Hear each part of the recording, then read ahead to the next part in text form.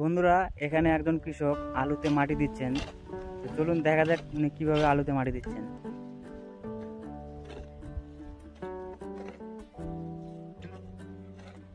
এরকম মাটি দিলে কি উপকার হয় এতে?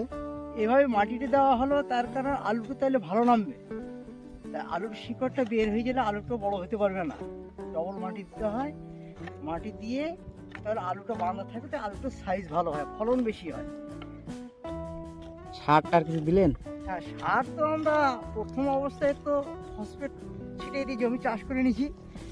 তারপরে এই সিঁড়ি ভাঙার সময় তখন 10-20 সুপালা দিয়ে দুটো মিক্স করে দিয়ে ওর সঙ্গে ঘুমাটন আছে দিয়ে তারপর আমরা ডবল মাটিতে দিয়ে দিই, তাতে ফলনটা আমরা ভালো পাই।